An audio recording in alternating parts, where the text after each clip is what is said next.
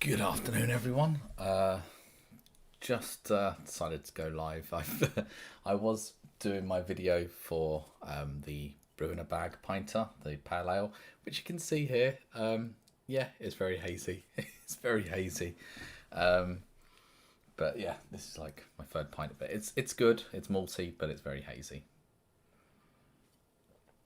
Just have a quick sip. I just topped up quickly before coming on there. How are you all doing? Afternoon, Alex. Afternoon, Nicholas. Oh dear. What I was thinking is I've got some beers that I bottled from the Pinter. So this one obviously is direct from the Pinter, but it's not a great good one. I have my Stars and Stripes, which I've had like 2 of these this week. Absolutely amazing it is. I've got another one in the fridge just in case one of the other ones isn't so well. So Stars and Stripes, brilliant. It's been a really good beer. For bottling, it's been even better. I've got my Weiss Nuevo here as well. And in the fridge, I've still got the Weiss beer, which I can go and grab. And I've also put, I think, in one of my Citras, which isn't exactly from the Pinter, but it's the Citra from Wilco that I dry hopped with a lot of hops at that stage. But yeah, I thought I'd just have a few drinks. I'm going to hopefully join Steve at 6. Steve can give me a nod if 6 is still happening. I don't know why I said a nod. I can't see him, but yeah, he can give me a message on Instagram or just on here to confirm if that's happening. Weather's been a bit shocking today, hasn't it? Sat-I-T-H. All right, James. Yeah, this is... I've got the video. I've sat in the garden drinking BrewDog. There we go. We got it out. Yeah, my local shop. I quickly popped to while my video was rendering, and it was it was going through the rendering. So I quickly popped to the shop and came back, and they had a BrewDog in there that I hadn't had before. And I was like, "Do I pick it up?" I was like, "No, I've got enough beer at the moment. I'll pick that up another time because they should still have it in like a month's time at least." I don't think I'll hold off another month before I have it. It's been crap today outside, the weather, to be fair. It's rain on and off, and yesterday was the worst, actually. Yesterday, bloody hail. Thunderstorm with loads of hail came down. Nice little ball cubes of ice all over the place. And the outside area started like flooding a bit, filling up with all the ice. It was crazy. I couldn't believe it. Massive like flash storm it felt like. I'm good, man. I'm good. How are you lot keeping? I seen you had your live the other day with Blue Van Man and Chris the Butcher. I did drop in and out, but I think it was on my other account, not this one, so you wouldn't have seen my name come up. Oh, Isle of Skye, they are selling it directly from their website, and the best thing is that I think delivery is free, surprisingly enough. I think a lot of them are doing that. I was looking at some of the other ones up on the islands, in a sense, around that area, and they all, I think, have to offer free delivery just to get people, interested a bit. But yeah, I've got only 2 of their beers left, and I think I'm going to give them to my mate, actually, who I'm going to be seeing on the weekend. So it's the, I'm not even going to try pronouncing it, but the really, really smoked one that they do. And the smoked one's brilliant, but I loved it. I'm going to give it to him so he'll enjoy that. And then there's also the higher ABV one, which I don't think Adam thought much of. I'm trying to remember if I seen him actually say that on his Untapped just as he joined in. You mowed the lawn, then it hammered down. But at least you got the lawn done in time, because you wouldn't be able to go out if it's been soaked otherwise. But yeah, honestly, just Isle of Skye order direct. They've got a big choice of beers. It does vary slightly what they've got on, but they have most of their stock, which is good. Barbecue. I ain't having a barbecue. Jesus. I'm not getting any of that good weather. Yeah, Steve, you've got the garden now. You need to try and make the most of it once there's dry spells or at least a bit of sun at that stage. Just enjoy it while you can. The beer I'm thinking of is I got it in the cupboard behind me. I'm going to double check it.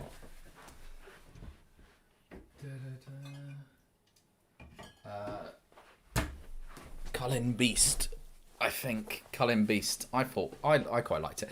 Maybe it wasn't you, Adam. I may be thinking of someone else that didn't enjoy it. I can't remember. Someone on Untapped had it around the same time as me, or I looked at someone that had it.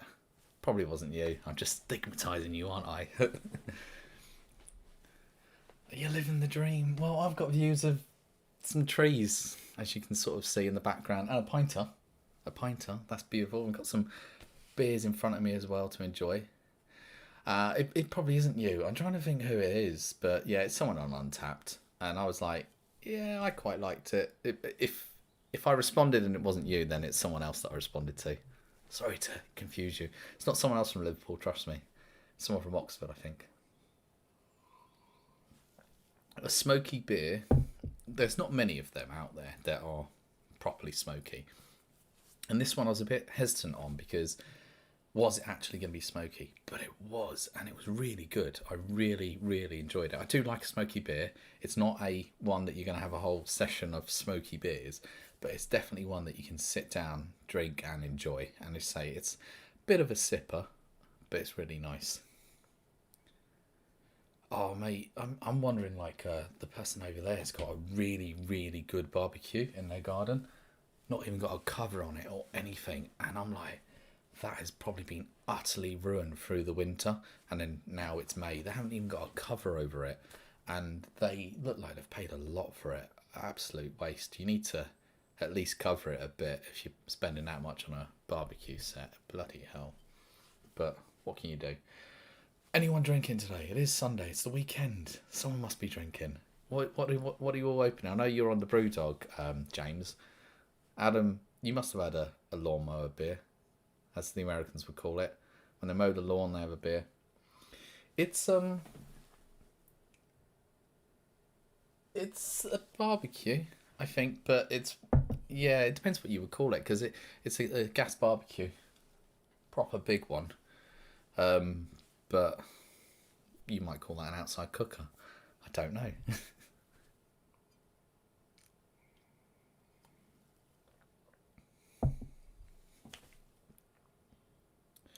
I will check them two out, Mersey. Adam, I don't know why I said Mersey, but yeah, I'll check them two out. I'm going to make a note of that, and I'll pick them up or try and get them some way. Torside, do you know what? I've got something from Torside, but you won't be impressed with it. It was their 1.8% ABV beer. I picked that up from a shop just because I seen it, and I thought, oh well, that'll do. I was just interested, ABV wise. Sorry. I thought it was the missus. The missus is getting her second shot, so this might be shorter than it seems if she starts feeling a bit ill or whatever. But there you go. Hey Joey, STD man. Sorry, can't ever say that.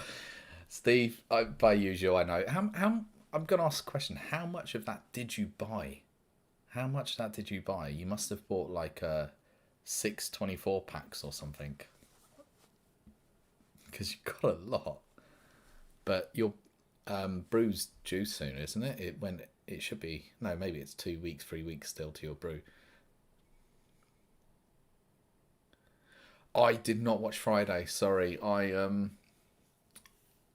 watched a bit of Raggy on Friday, and I know you lot had a late one on.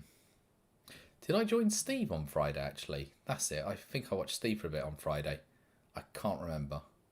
But yeah, I was working till late, and then I was just chilling for a bit in the evening, so just taking it easy. But yeah, I heard the stream went on till quite late. And I'm assuming if it's your usual standard, Adam, you were going up the ABVs. And I hope you didn't start high to begin with. I really hope you didn't start high. The Pinter Beer, I've got the video coming up for this, but I'll spoil it for you. It's okay. This was obviously the all-grain brewed bag that I'd done. And yeah, it's very hazy, as you can see. It's a UK pale ale. It's quite bitter. Very bitter, I'd say, and very malty, which isn't bad, but it's just not perhaps what I was aiming for from it. It's drinkable. This is my third pint, so it must be drinkable of it. but it's not probably what I'd want. I was saying what I may need to do is I don't think I just poured it from the brew in a bag. Well, I poured it from there into a funnel with a gauze. The gauze isn't enough. I need to have a filter. So I was thinking like get that filter paper that you use at school when you're pouring between flasks, or just use another muslin sack sort of thing at it to catch as much grain as I can, because this isn't hop. This isn't hop at all, because I can see the bottom is empty. This is, I mean, not hop. This isn't yeast or hops. This is malt haze. But what can I do? I'm glad you didn't start. You started lower at 6. Oh, that's nice. I knew you wouldn't start bloody low. That's how it's always with you. It's 11 a.m. Is that your morning one? Is that your wake up smoke? Chicken wings already.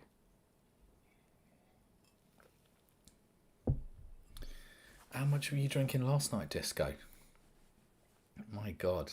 I think I probably had a bit too much during yesterday, but that's because I was filming 2 videos, so I think it went a bit crazy.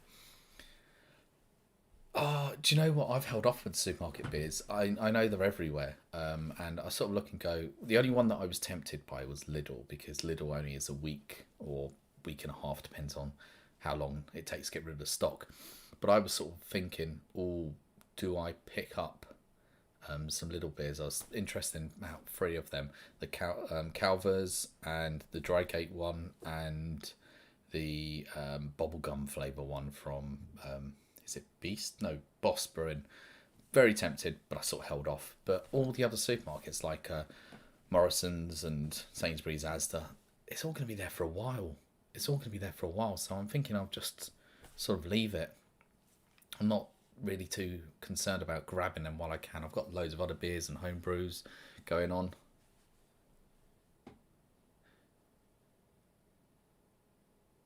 Either that or the 9% MP Stout, yeah. So you can't remember which, because you may have had too much. No, 5.5, that's lower. So you started at 6 and then you went lower. That's not on. I have actually got a guest list fresh press. I got it delivered on Friday, and I've actually got a few of those in a sense, and I'm speaking to, well, I've sent a message to the Greater Good to see if I can sort of just raffle it off, because I'm not going to want to brew the same thing like 6-7 times. So I'm just going to see if they'll let me, no money or anything. I've got a code. Can I give that code to someone in a sort of raffle? So I'm looking to try and do that with the extra ones that they've given. Who was the 10% tiramisu stout from? Is that the same one like Zia or whatever it was at that stage? Yeah, STD join in on, or Joey join in on Steve's thing. I'll be jumping in for as long as I can. Oh, don't say it's the worst one, Adam. I was really looking forward to the bubblegum, but I'm holding off actually. I think I have had a few Boss and I've not been huge fans of theirs, but yeah, I've got to get it now. Are you saying the bubblegum now is like in the last Lidl one where they had that peanut pale ale or whatever it was? That was awful.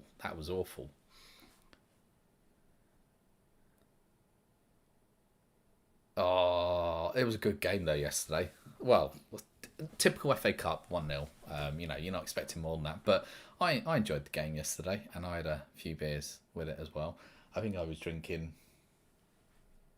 I don't know at that stage. I was drinking something, but I can't remember what. I mean, the tiramisu stout depends how sweet it is. That's the problem with a lot of the pastry stouts. How sweet are they going to be? It's interesting.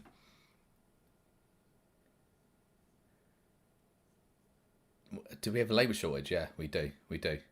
I think they're struggling to find people because, yeah, people have, with Brexit, people have given up and gone probably back home. And then we had COVID and all the pubs closed. Now the pubs are hiring, and a lot of people got jobs in the supermarkets, in their delivery firms with better probably hours than working in a pub till late. So yeah, there's a lot of job shortage going on, but it's all about, as they say, it's the free market. Pay a bit more. Yeah, I was thinking the Boss was the peanut one. Oh, so you're telling me? Oh, well, maybe it's a good thing I held off. Um, the I didn't have that one. Yeah, I didn't have the Drygate tiramisu one, so I had two of the other ones from Drygate in their dessert range, and I was a bit disappointed with them. I had the brown ale, which was supposed to be the Christmas pudding, I think, and it was nah. It was 11. It was a quad, so 11%, I think, or 10%. But it wasn't that great. And then the other one was what was the other one? Sticky toffee pudding. Again, sort of the flavours there, but not really what I was expecting. I really liked. Yeah, see, I loved the ending of the celebrations in a sense. How they brought him in, director, I should say, in to celebrate with them. That was nice. That was a nice touch. I thought that was quite good. I haven't looked to see what Blue Van Man's done. He must have been. I've seen he was live on what's its name, Geordie thingy. Yeah, but yeah, I haven't seen if he's posted something. He must be getting pissed, drinking loads at this stage. I've not watched any reviews on a bubblegum beer, only because I didn't want people to ruin my dreams of what I think it may be like. What are they saying it's like then? Are they just saying it's astringent or something bad with it?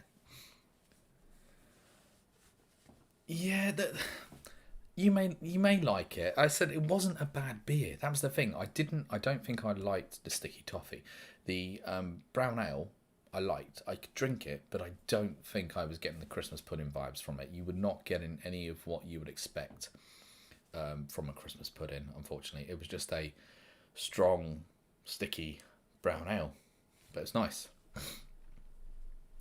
It'll be done by Thursday, and does that mean you're bottling it Thursday, and then you've got to wait? Well, it depends how eager you are. You've got to wait 2 weeks, maybe. MTV, of course we had MTV. Yeah, yeah, we had MTV. We had a few other things like the Box, which I think was owned by MTV, and then obviously the classics VHS. There you go as well. But yeah, MTV hit the UK in the 90s, I would say. I think it was the late 80s, 90s when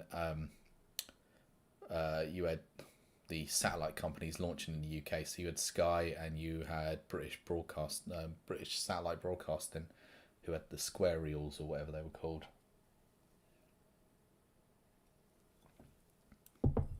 And funnily enough, I think yesterday I was just going through YouTube, clicking on some old 90s musics. Just felt in the day for it. Oh, that's good. If it stays around for hours, that's brilliant. Do you know what you could do then?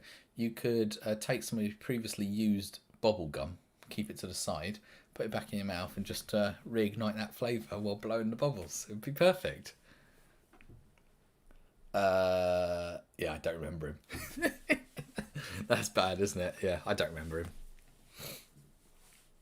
I don't. MTV Europe would have been different. We didn't have the same channels. We had MTV Europe, I think, and then they branched out to MTV UK. Let me know how that goes. I was really interested in that Calvers one. I was really interested.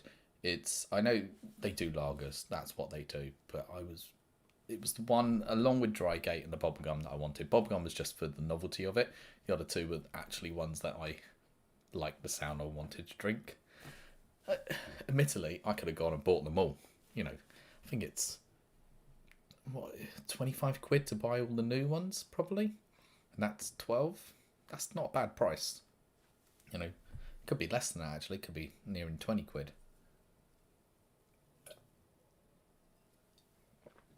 Right, I'm going to push this to the side, and I'm going to make sure it's off. I'm not going to pour another one of those.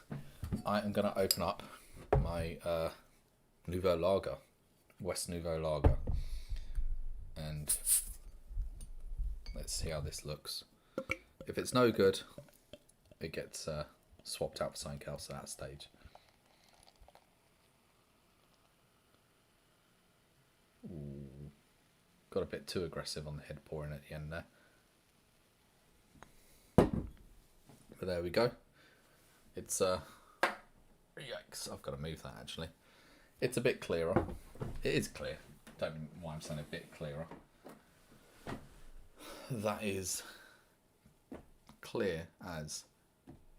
So it's settled, unlike when it was first, I think, pouring. I wasn't sure if you'd buy the Love Lane ones, to be fair, Adam, because obviously they're near you, and I would have thought that you could probably get better Love Lane direct. You can tell me with Love Lane whether they've compromised with what they've put into the supermarket.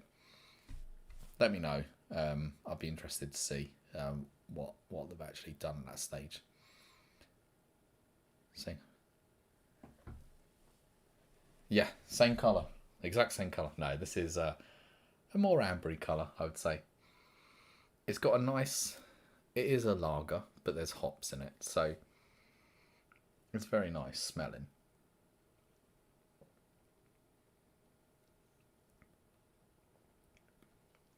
It's good. I wouldn't say it's the best one that I've had from the Pinter. It is a good one. The best one's this and the Dark Matter. I need to make the Dark Matter again, actually. That was really good, but I keep going, it's not a season for a stout, and I don't buy it, and then I look out and go, it is the season for a stout. It's so bad out there at the moment. But yeah, that's actually, that's going to go down a bit too easy, I think.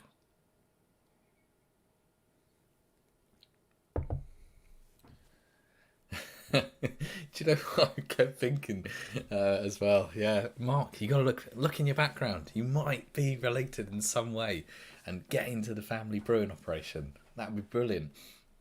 As I said, I'd only had 2 hoots before from Joseph Holt, and I think I had another ale that was a limited edition, special edition one in probably Wetherspoons at one stage, but I've only ever had sort of 2 hoots, and I didn't think much of it. But I was really impressed with the rest of their beers. I know it's more probably on the malt side, but I really did like it. I like it. I thought they were really good, all of their beers. The only one I said left to try is Humdinger, which is the Golden Ale, and the Maple Golden Ale. So I've left like 2 hoots and Humdinger, and the other one's still last. Got all the Golden Ales, my favourite. Yay.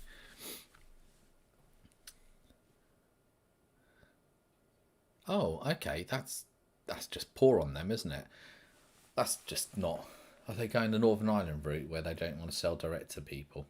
I know that's not Northern Ireland route. Northern Ireland, they can't do it, but it sounds like that. I don't think there's a reason now, especially a year into how things are right now.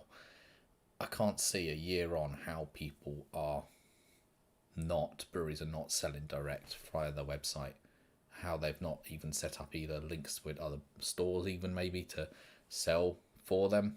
I just can't get my head around it. So many breweries I've clicked on and they're not selling anything. They just don't have an online presence. Just bad. My Dark Matter exploded on the carbonation dial. Oh, did you add anything to it then? Because you might have. No, it could just be bad carbonation dial. But if it's exploded, it's just overactive. Could be the case that not on this one, but my red one, I've got to turn the dial a little bit because if it's all the way closed, it's just going to blow up and up and up. And that's the one I had the dry space hopper in, and the space hopper I've actually got conditioned now. Opened that today, pulled brewing duck off. Oh, it smelled amazing. Oh, the smell from it. That's what got me thirsty and decided to record my video. I was like, oh, that smells amazing.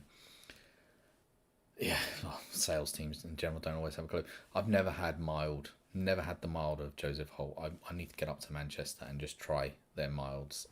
Just their cask beers at that stage.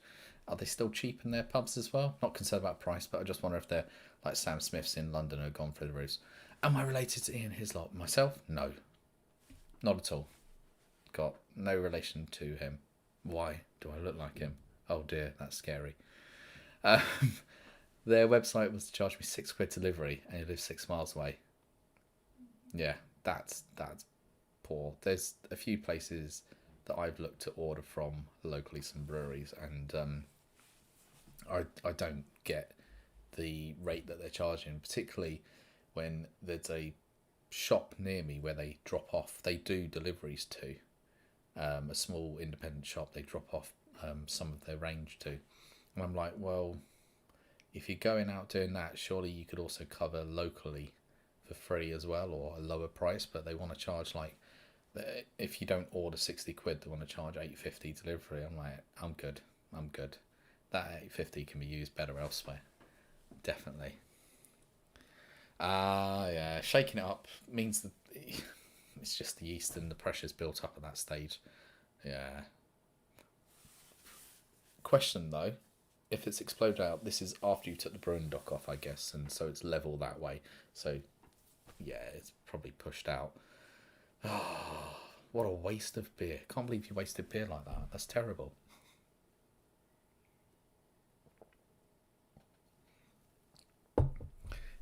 Yeah, I thought they would be nowadays. I thought they would have breached that price gap that, yeah, they're not going for the spoons market, but they're not going for the higher market either. They are what they are. I'm good with that though. I mean, like, people always used to say you go to Sam Smith's in London and it used to be cheap to get the ale and the was it double four, or before double four I think they had something else. And nowadays, nah, there's no price difference. They're actually more expensive at that stage. Price has gone up through the roof. You live and learn. That is what that's what it's all about anyways. Well, life in general, but also doing anything brew wise, you learn from your mistakes. Like with this one, which I haven't yet finished, that's from the pint here. This is my brew in a bag, and it is hazy as, but that's a malt haze, and that's my own fault. And next time I'll just try and filter it better. But it's still good to drink. This one is the Weiss Nuevo lager. Obviously brewed in the pinter, bottled it, and it's probably been 2 months now in the bottle. And it's a good one. I say it's not just a standard lager. I think they're going more West Coast USA lagers. Is that what Nuevo lager means? Just check if it's not the missus. Yeah, all of these I've done on my videos. Yeah, all of these are one of my video brews at some stage. I've recorded everything that I've done in the pinter. I never recorded previously when I was just doing my brew in a bucket, but I've recorded everything since the pinter that I've brewed.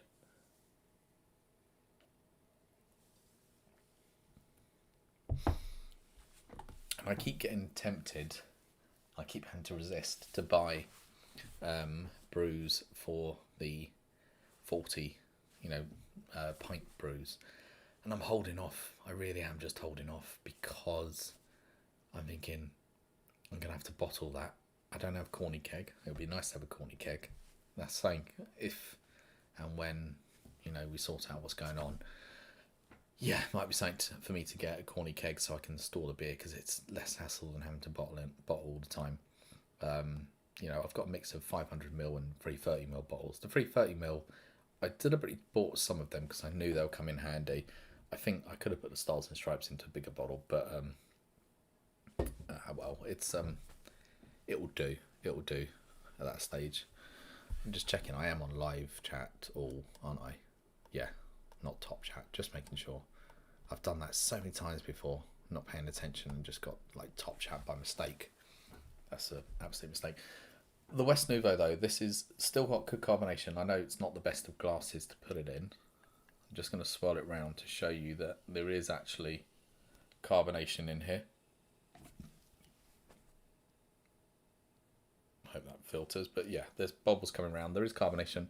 I can hear it. I don't know if you can hear it there. Carbonation's still in here. It's just not the best glass probably to put it in. Especially as a lager, I could have put it in one of my nucleated glasses and it probably would have done better. I'm just checking this one from the pinter. Nope. See, I stir that one and there's a little bit of head developed, but no carbonation. It's like an ale in a sense. When it comes out of here, it's more like an ale. Although you can over carbonate it and make it a very carbonated ale, but it's definitely more like an ale. Whereas this now, because it's been bottled, and swirl it round and show that the head does develop. and there's loads of bubbles in there. You're just not seeing them on the camera.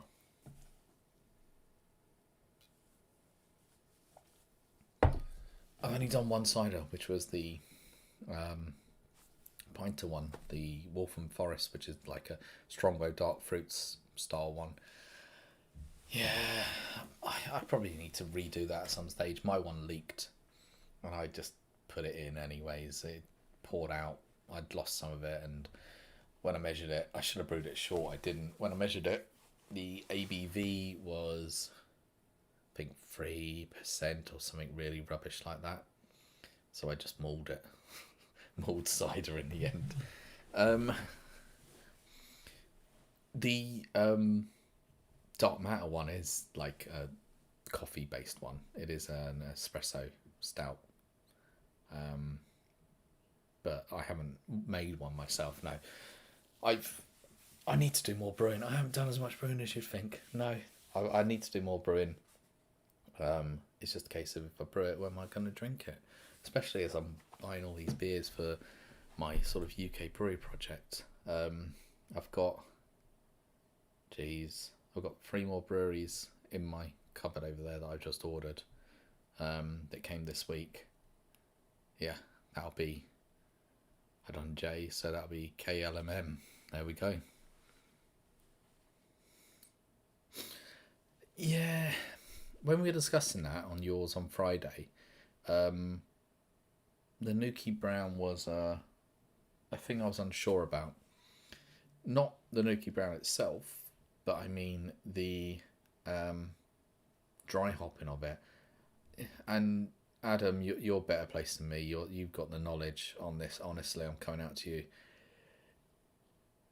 Would you ever have a dry hopped, or have you had a dry hopped brown ale? And if so, what hops? Do you know what hops are in it? I'm just thinking, do you want your brown ale to be hoppy? I would just make it a bit stronger or thicker in the mouthfeel at that stage. At the moment, Mark, I would say Dark Matter and Stars and Stripes are level for me. They're both different styles and they both hit the mark. Dark Matter, just amazing. It was amazing. Stars and Stripes, since I've bottled it, has been absolutely amazing. But if directly from the pinter, then the stout wins hands down. It didn't need anything else doing to it, whereas this needed time. But it may all be surpassed by the Space Hopper. Ooh, I've got till next week to wait. So it's had its cold crash and it's now conditioning. I might crack it on Saturday. Wait, am I even here on Saturday? I don't. I'm out on Saturday. I'm just trying to think where I am. Might have to do it Sunday. Might crack it open Sunday. After I meet my mates and see if it's ready. And if it's not ready, then I can, have to wait a bit and then bottle some. But yeah, let's see. It smelled amazing. I'm looking forward to it.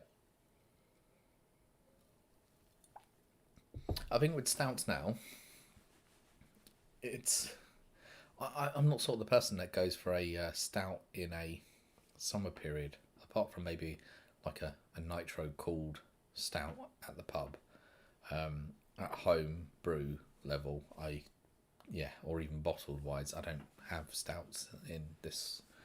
Well, in this weather, yes, but in the summer, spring, summer, I tend to not have them that much. But you've added little Colombian coffee to stuff, have you? I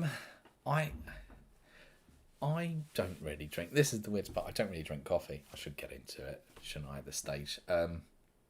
So I couldn't tell you what the difference is between the different Colombian and wherever Ecuadorian coffee and how they all taste different. So if I put one of those in, it could ruin the beer or it could make it amazing. I wouldn't know at that stage. I need to sort my coffee palette out, I think. I need to start doing some coffees at home and trying them all.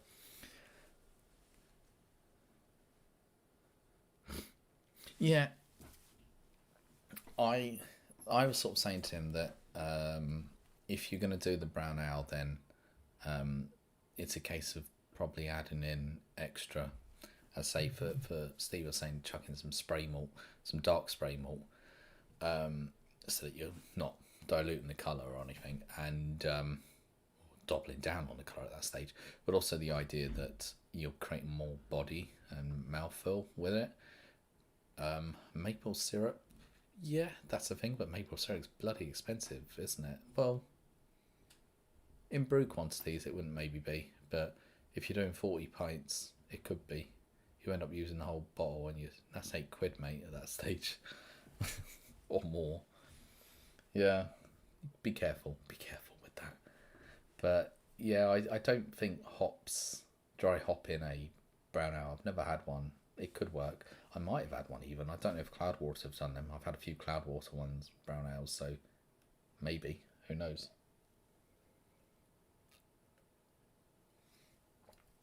Right, the West Nuevo's gone down quite quickly. Close that so I can go and wash it. I don't know if I can go back to this. My face is looking very red in the light that I've got shining on me. This is like the end of my third pint. I'm like, whoa. I don't know if it's bloated from too much carbonation maybe, or because it's a malt feast. That's what it is. It's a malt feast. Right, I am going to quickly clean this one out and chuck the stars and stripes in it.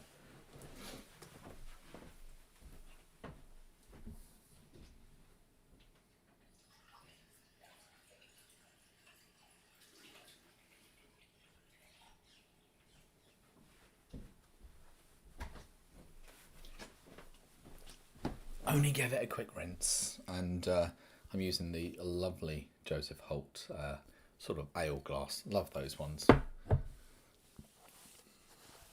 You gotta wait. Don't ruin your dinner with a beer. Don't ruin it. No, it just, yeah, could be a case of you're not allowed to drink until after you've eaten. That would make sense. Oh,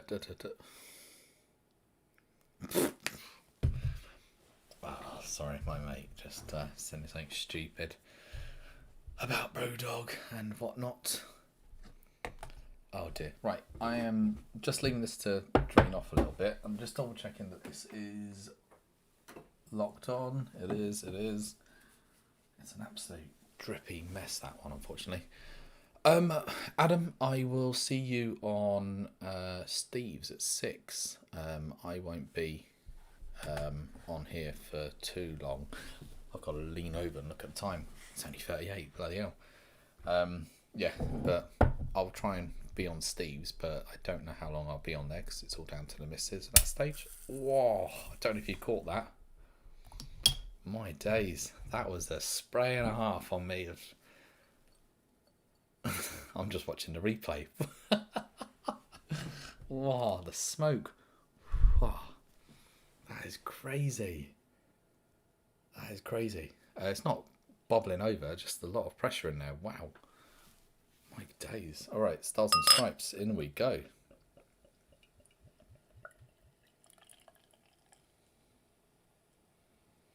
So it's only a 330ml bottle I've got here.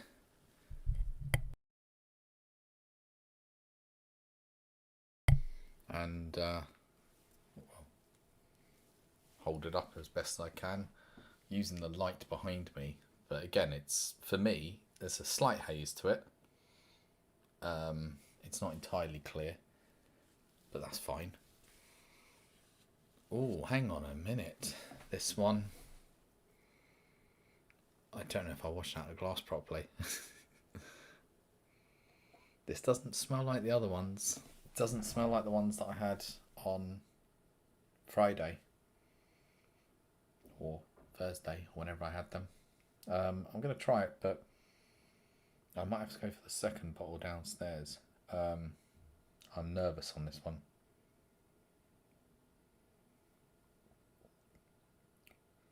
No.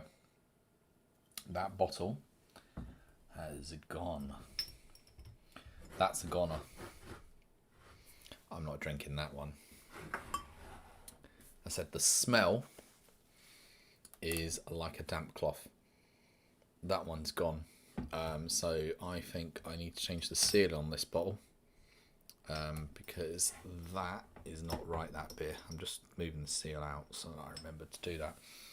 I'm gonna have to pop down and I watched it back. I had to sit there and watch. I was like, will it pop up on camera or not? But yeah, this beer is not good. This beer is not good. It's, I said damp cloth smell. That is not nice. Not nice at all. And I don't think it's from the previous beer, because yeah, it doesn't have the smell in the bottle either of what it should be. Alright, I am going to quickly run down, and thankfully I put a second bottle in. Now I hope this one hasn't been impacted in the same way, because the two I had previously were really nice. So I'm hoping this hasn't been impacted. Let's see.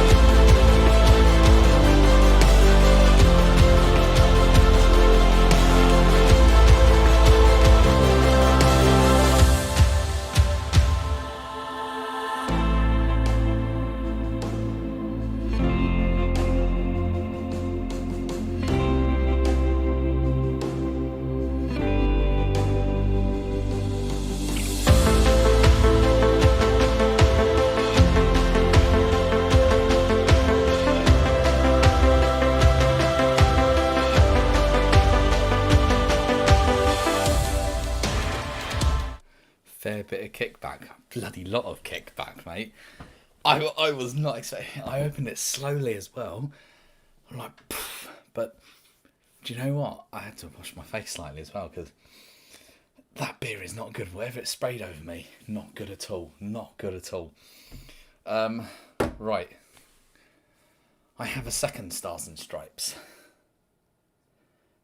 The only thing concerning me is these both were in the same location, which was further back and higher up, whereas all the other ones I've had have been the lower down area. I'm hoping that it was just a bottle issue and not an actual where it's been stored issue. I'm nervous. I'm nervous. If it sprays the same way again, oh dear, I might have to capture that a little bit and put it on from the kickback. You can clearly see like a. Also brought a Citra one with me. You can see the difference. So these are little like blackboard sticker things that I put on, and you can see the ones that I do versus the one that my missus does.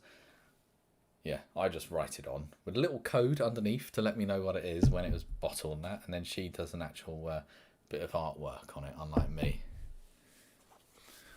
Oh no, what ones have you had out of the Pinter? Which ones have you had? Because I said sometimes when it came to things such as, it was nice, the Weiss Nuevo, but if I bottle it, it actually has come out better, because the problem is a lot of these beers need a long conditioning time. You can't just do a short condition, and the Pinter isn't set up for a long condition because it's bulky and it's got a tap telling you to pour from it all the time.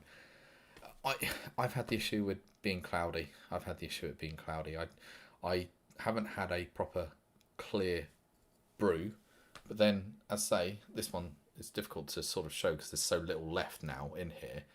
But this is the Weiss Nuevo that's been bottled from the Pinter. So brewed in the Pinter, conditioned in the Pinter, drank the first few pints, and then bottled the rest. And it just, clarity so much better. And I found that with all of them. I'm just stalling right now on this one. So this is the no way. The dark matter was the best for me. I did bump up the ABV though. I'm really nervous about if this one's going to be a bad one as well. Okay. That smells like Stars and Stripes. Let's see. Oh, bad pour.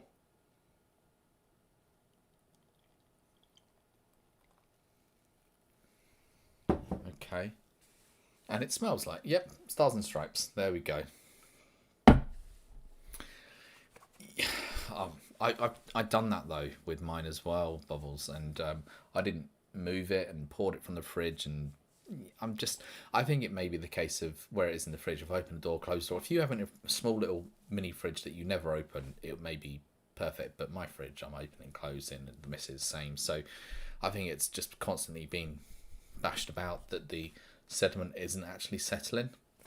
And I know it can go clear because the idea is that, well, you can not see, but there's a bit of difference. Can you see the Weiss Nuevo versus the Stars and Stripes here?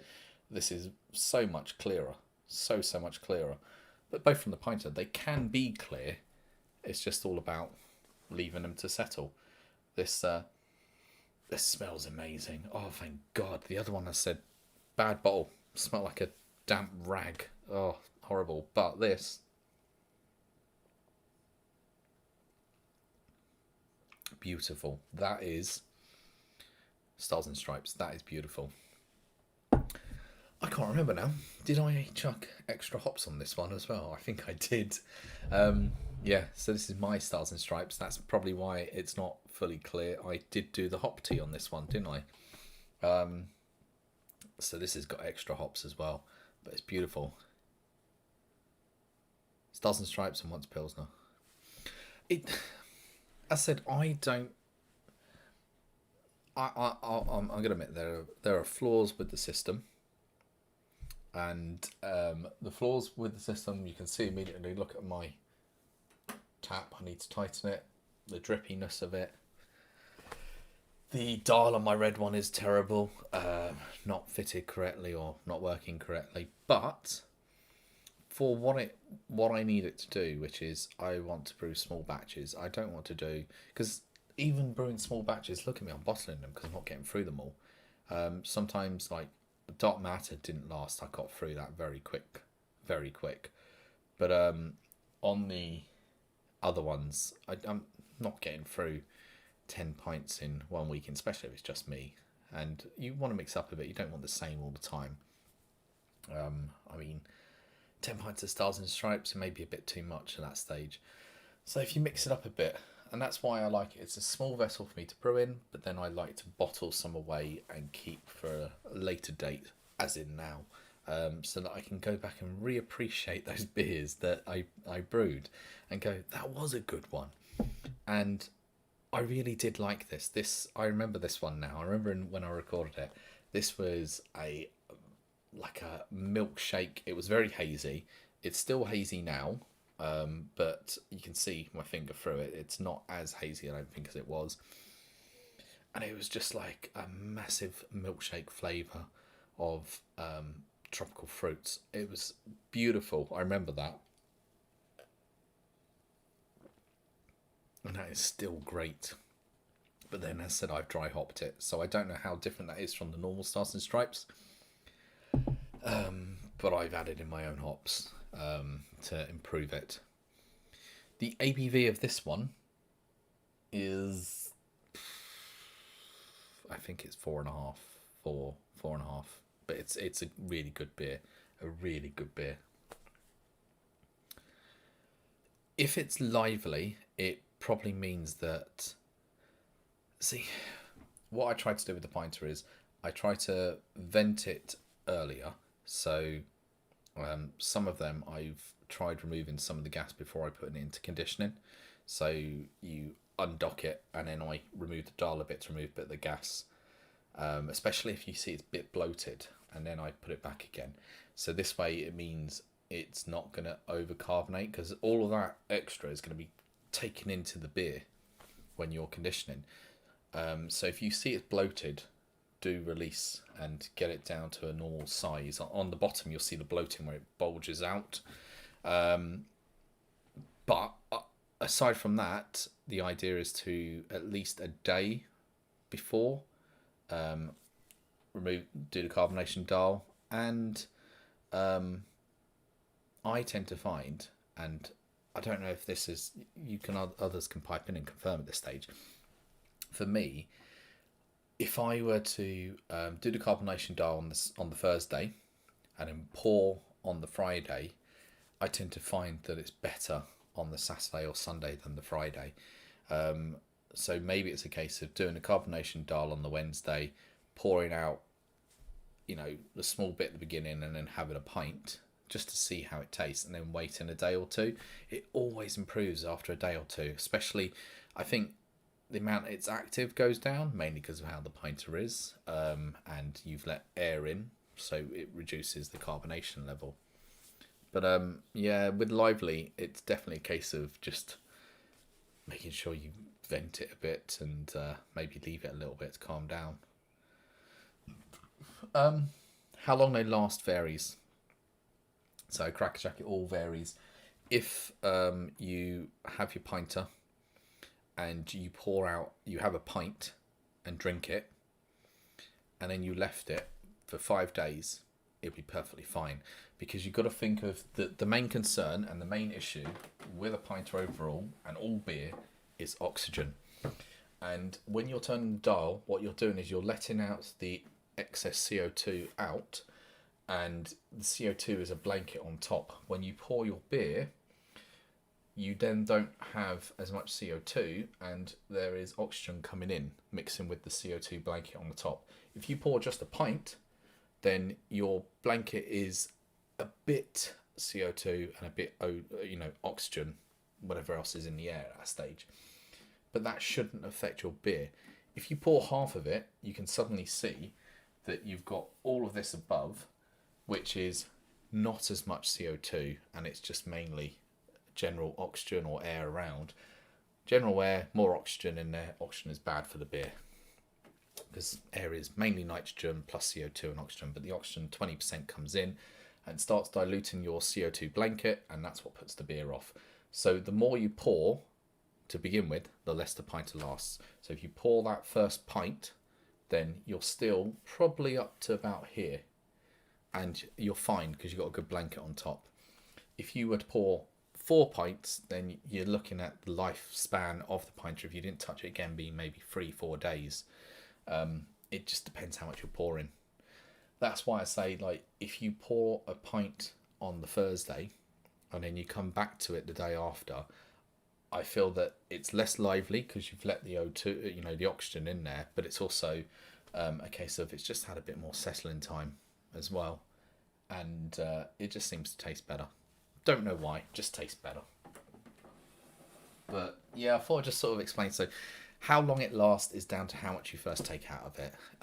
If you didn't tap it, it lasts probably a month, I think they say.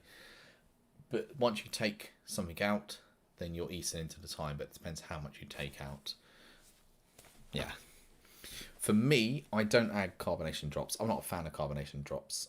Carbonation drops are very, one, they're more expensive than just using either brewing sugar or just sugar. And you can't correctly get the measurement that you want, because it's either a drop or half a drop. You can't really vary it at that stage.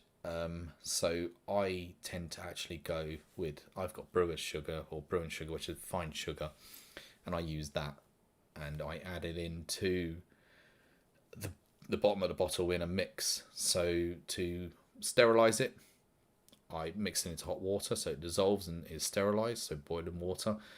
And then I measure out how much I'm going to do. And I use like Brewer's Friend for calculations at that stage. So Brewer's Friend is quite good. I was using another one until I completely messed up on my Citra that I was doing. But yeah, Brewer's Friend. Is Brewer's Friend? I'm going to Google it.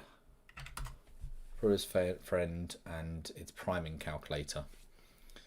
And with this, you're able to sort of put in how much you've got and what carbonation level you want, because the carbonation level is deciding how well. Carbonation level is all about the beer style that you've got. You're not going to carbonate a stout too much, whereas a lager you're going to carbonate more than you would perhaps a brown ale or the Weiss beer. So carbonation level, they've got a sort of table you can look up and say this style of beer should have this much carbonation, which is handy. If you don't know, we're not going to know that sort of stuff offhand. But yeah, you do need to add sugar. It's just I don't do carbonation drops. I use brewing sugar. Oh, Stan, I think a see-through one would be amazing, but my God, you'd have to keep it out of the light because the hops and the sun.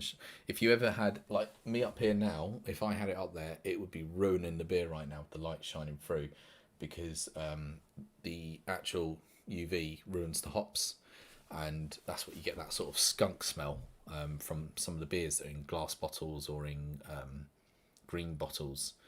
I think one of the ones that used to have it a lot was Grolsch. You would get Grolsch in the green bottles, lovely pop cap, but the hops in it would be ruined by light struck. And yeah, just terrible way. But it's, I think, what they could do, and I've seen someone mention this elsewhere as well, and I thought it was a brilliant idea. They could just create a little see-through gauge on the side, either something that's like a shutter that you pull up and down, or just something see-through, so you can actually see the level of how much you've got left in there, because you have to count otherwise, or you don't want to rock it about to find out how much is in there by holding it up and finding out the weight, or slushing it about, because then you've sort of ruined it and it needs to settle down again. You try and keep count at the moment of how much have I had. Is it going to last or not going to last? Yeah, I would say a little thing on here, but I know that's not possible really, because this is like a thermos flask, isn't it? They've got the outer layer and then the inner layer. And so they'd have to have something that lines up with both of them, but then that would be a weak point in the actual product of when you get the carbonation building up during the fermenting. People go on about the dial popping out on some of them. We had, what's his name? Who had his dial popping out? Chillax. His dial popped out the back. The idea, if you had the see-through, that would be your weakest point, and that could end up popping out, and then you're buggered entirely. Another thing I found with the pinter, and I don't know if you guys have done this as well, you wash out your pinter, and then you're brewing later, and you've left it to dry a bit, so I say you've sterilised it, and I just leave it upside down, and I do the brewing. No, I'm thinking of something else at that stage. Yeah. So you sterilise it and then you do your brew inside it. But I keep looking, going, there's even more water coming out everywhere. Water everywhere. And it's all because when you're cleaning, it comes down. If you look, I've noticed this myself actually. And I'm going to take this off and open it. Yikes. If you were to sort of fill this area up with water, the outside area, and you fill it with water, and you had the cap on fully, the water drains. But it doesn't go into the pinter, it goes into the outside casing, so it goes in between. And I tend to find I do end up getting water into that casing, and then it all comes out the back. And the problem with that is that to get it out, you've got to sort of press to get the gap underneath. So it sounds weird, underneath here where these two bits join, you've got to press one part and get the water to all drip out. And I'm too lazy to bother. So anytime you see me brewing, you'll see that there's just a massive trail of water all over the kitchen table. And it's probably the same with all of you as well. You'll see that you end up getting a trail of water. And you're like, where's all this water constantly coming from? It's not leaking from the inside container. It's from the insulation in the middle. Bit of a pain. Because when you do sterilisation, if you mess up anything, if you get any water excess on there, it's all just in the inside. Going to cause absolute pain at that stage. I scrolled back up. That's what I was like, confirming it was you. I scrolled back up. It's like, I know there was someone here. And then I seen your name. I was like, yeah, that's chillax. I've got my... I thought I had a Weiss beer, but I didn't. I don't think I put it in the fridge.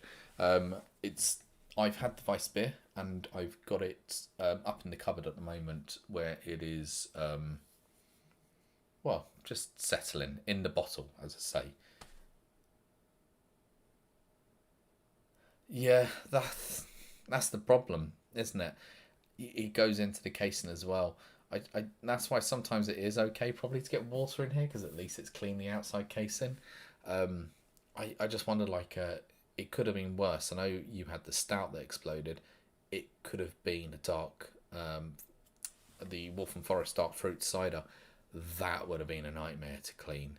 That stuff is a nightmare to clean just generally, but it would have been a nightmare to clean if that had gone everywhere. Just looking, checking my missus hasn't messaged me at all. No, she hasn't. She doesn't love me. There you go. No, she does. Whoops. I have got... Actually, I'm going to crack it open and have a look. And I know I should be keeping this in the fridge. I haven't. I got this through yesterday, I believe. And it's still cold, because that's cold. I got my guest list through, which is obviously the special one that they've got. I'm just looking, 8 days and 7 days. Wow, okay, 8 days fermenting and 7 days in total. That's even longer than the space hopper that I've got on. That's crazy. Although you can see the space hopper was very you'd say sticky, you could see the liquid didn't run. This, you can see that there's not as much sugars in there, and it's moving about. Yeah, so it's a bit more watery. Good till September. I'm going to try and I'm going to bottle this probably tomorrow, and then clean it, and then get onto this one. They're now clear bottles. Yes. The space hopper came in clear, and the guest list is in clear, because they say... my autofocus, because of my head.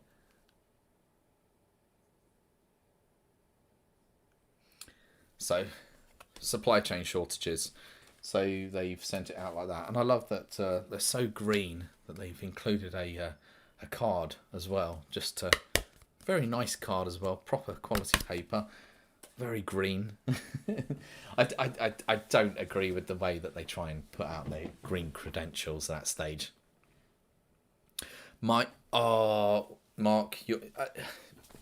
was annoyed because I was like, I don't live far from them, and I was like, how is it taking so long to get mine? I got like the notification they were shipping it, and I said it didn't come till I think Saturday daytime, and I chucked it straight in. That was last week. So I done my 7-day brew, and it had its overnight cold crash, and then it's now doing its conditioning. But I'm just like, why did it take so long? No, but I've seen yourself and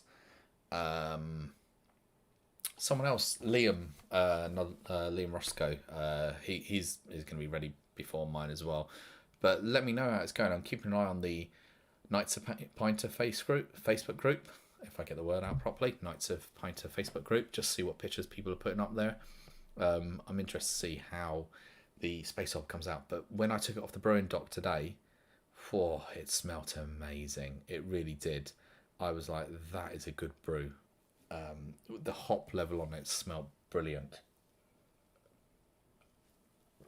But yeah, the guest list one. This is, I say, it's, you've all probably received the email. If you refer someone, you sort of get it. And I have put the referral on my sort of videos, and I've had a few referrals. But the idea is it's the same beer every time. So I've claimed one of them. They've sent me. I've referred a few people. I've got the code. I've messaged them, and the idea is that I will try and probably give them away in a raffle of some sort if the greater good agree that I can do that. I've just asked for their permission because I've just confirmed the terms and conditions with them. So I'm looking to try and give them away. Because otherwise I have to claim them, get them posted to me, and then post them on again, and someone would have to give me their details, and I think that's a bit annoying. Whereas I've got a code, and if they say I can just transfer the code, I can just email it to someone, and then they can claim it, put in their details, and they'll get it posted direct from the greater good to them. I think it's better that way. But yeah, I'm waiting for them to confirm that it's okay. It's in the terms and conditions, as far as I can tell. It says you can transfer it, and transfer to me means, not sell it on, which isn't what I'm doing. I'm not looking to sell it on. So I'll wait for them to come back and confirm it. But this is supposed to be like a German, not Bock beer, but what was I saying? Someone said this because of actually something on the back that gives away what it is. What's on the back? It says nope. Yeah, bready malty amber lager. So I'm thinking it's German style, isn't it? All eaten and tidied up. I don't know. I don't want to know what tidied up means, do I, Steve?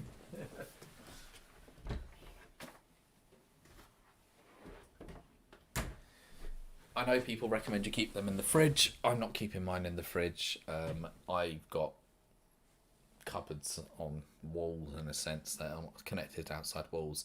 They're cold enough, and I could pull a bottle out from that cupboard right now and have it. Heating's on, room's warm, but outside wall, and it not locks, but I mean, seems to keep the cold in. So that does for the press at that stage.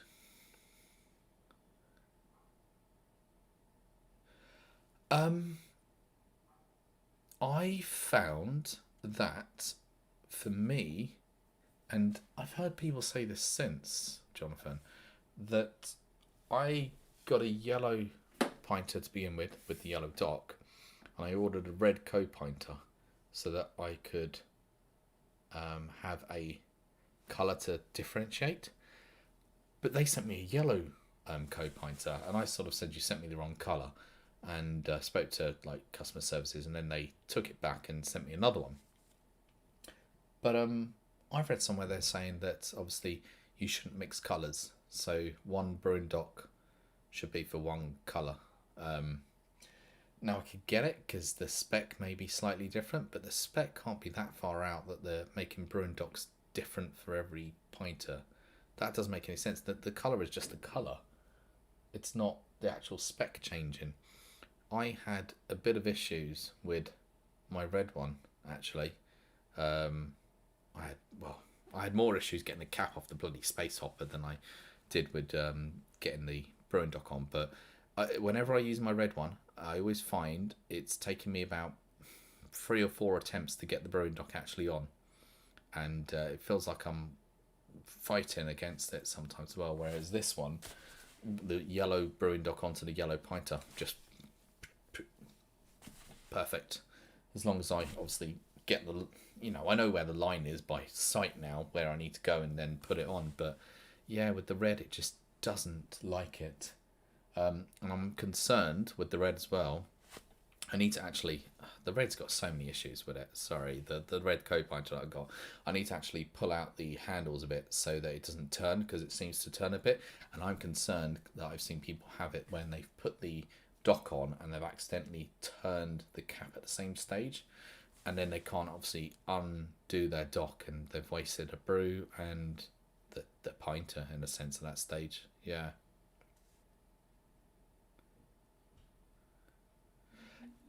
Yeah, I've heard people say put it upside down and do it. I'm not a huge fan of that. I'm not a huge fan of doing it that way. Um, you know, pinter down onto dock. That is for pulling off for me. I prefer to do it that way on the top and then turn it and get the solution going in myself. Um, I just preference the way I've always done it. If they told me to do that, I'd be like, well, it's not supposed to be that way, is it? Even on their instructions, they don't say to do that. Um, my pilsners and lagers haven't tasted yeasty. No. I say that, but then I done like a short and long brew one, and the long brew one definitely wasn't great. I found the shorter better than the longer. Uh, Short brew, short condition versus long brew, long condition, and I described it in the video as a sort of banana, like banana esters in a sense, but I don't think that's the best description. It's just it tasted homebrewy and it didn't taste right, but I didn't get yeast off it. The question then at that stage is, did they send you the correct yeast, or did they send you perhaps too much yeast in your box, so that it was actually overactive and overdoing what it wanted? They could have sent you the wrong yeast. Who knows at that stage where the labelling's correct?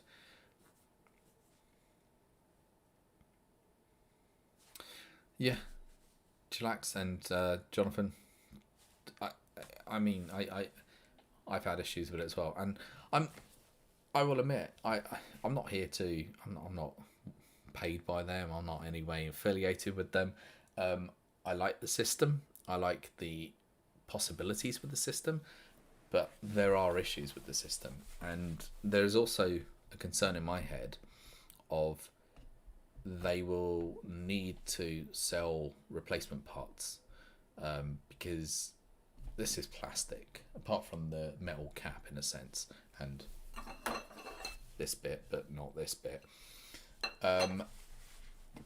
They will need to sell replacements, and it's just how much are they going to charge for those replacement parts at the moment. Obviously, you contact them and they're just saying, yeah, cool, we'll replace it.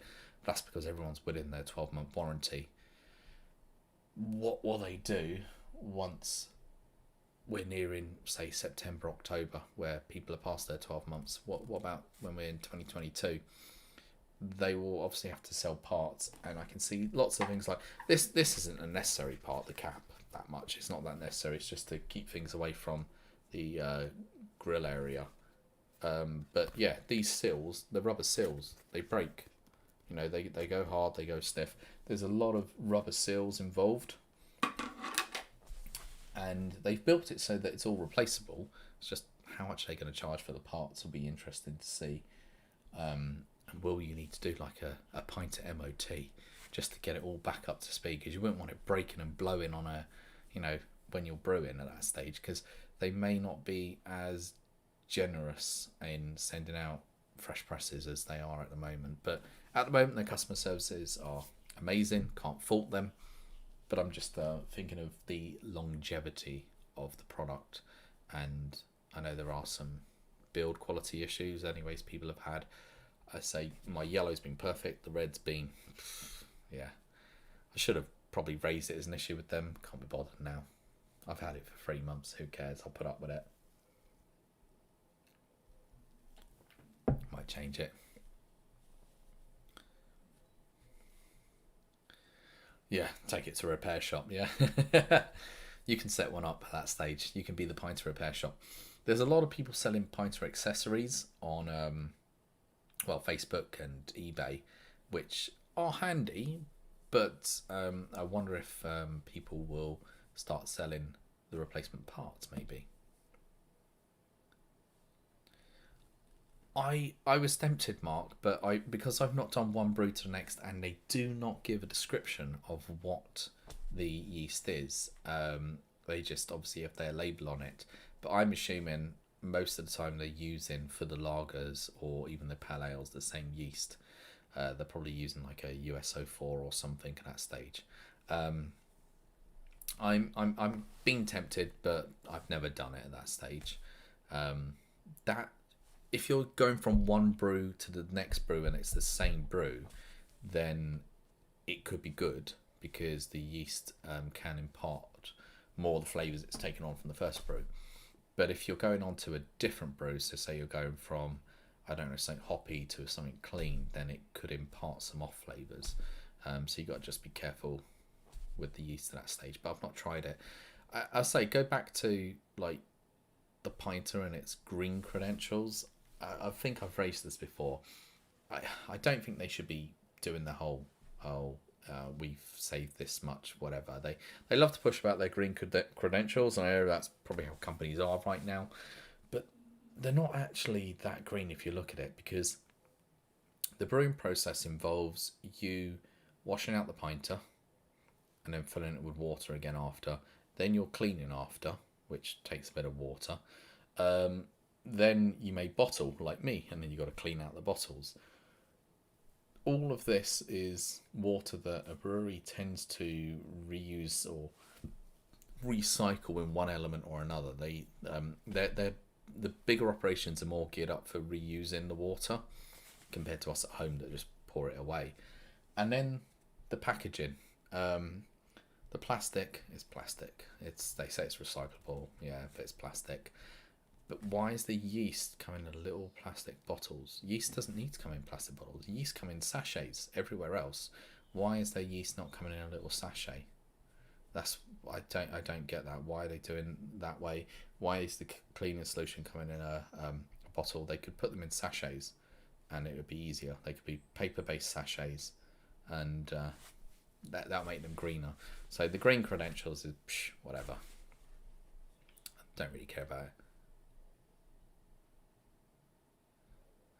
I feel like if 40 quid unit lasts until a year, I said 12-month warranty out of it, brilliant. I'm just thinking of longevity of not of what I paid for it, because if you look at the brewing dock is the most solid built item out of it because it's actually got metal. It's metal based, whereas this is probably mainly plastic. I'm just trying to think if there is anything. Apart from, I say the cap, but the cap is reusable. Anyways, yeah. But yeah, metal base is the brewing dock. This is plastic. If you needed to buy something, you would just buy another co-pinter. And it would do again for the next set of brews. But if they're being green, they would obviously offer part replacements. It makes sense anyways. Rather than having to buy a whole new pinter, I wouldn't mind spending a tenner just to buy the new, like bungs and seals or something for it. So on the back, replacing the whole back element, and perhaps, I don't know, one of the other bits or pieces. But that's a market that there's money in it for them. So yeah. Wilco IPA. I've done the Wilco IPA. That's the one that I dry hopped, which actually I'm going to have next. Once I finish this, I'm going to drink this down quickly. Now I'm going to go on to my Wilco IPA, but this is with a huge amount of Citra that I just chucked in for dry hopping. Had a load of Citra left over, and I was like, let's just dry hop this. Right, I need to actually pay a visit to Little Boy's Room, so I will be back in a second.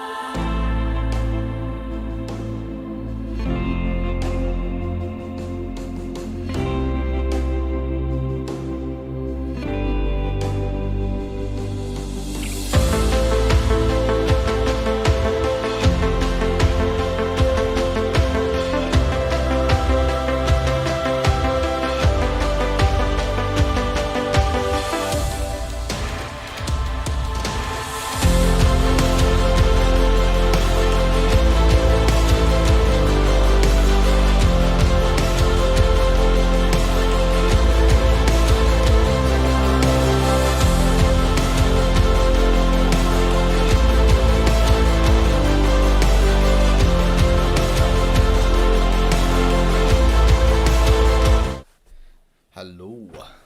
Right, just looking, I'm going to finish this.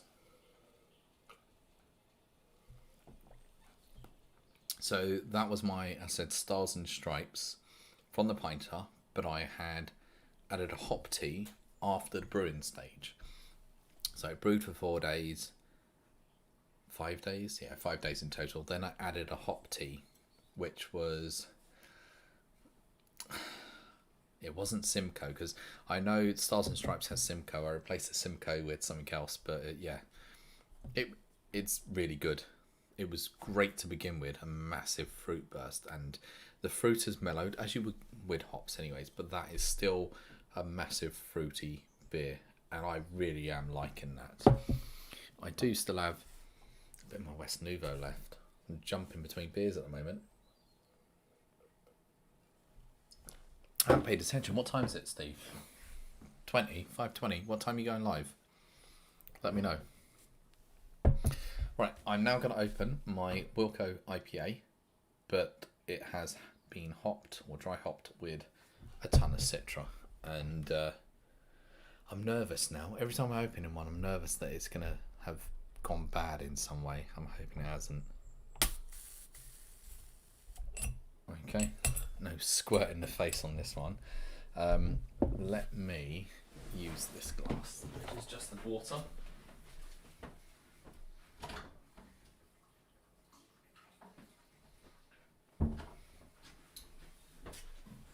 There's only been water in this glass, so I will pour in my, oh, lovely Citra. Got to be careful on the pour here though. Don't want what people call a knobhead pour with a massive head.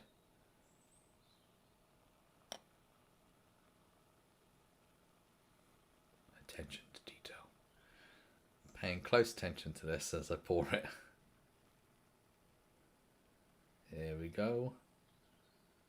Massive head. Alright. Most of the bottle out. I will probably pour the end in a moment. Whoa, this is not a nucleated glass. No, it is. Ah, bugger. Ah, that is going crazy. Absolutely crazy. Oh dear.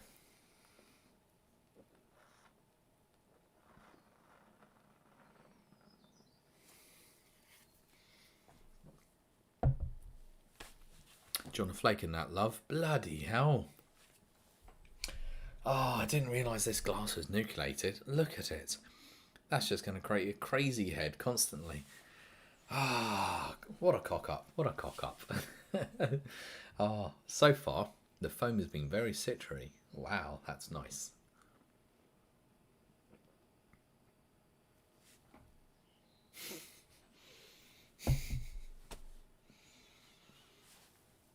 I'm just drinking foam. Wow. The beer's carbonated, but the glass is a terrible glass to have put it in. Bloody hell.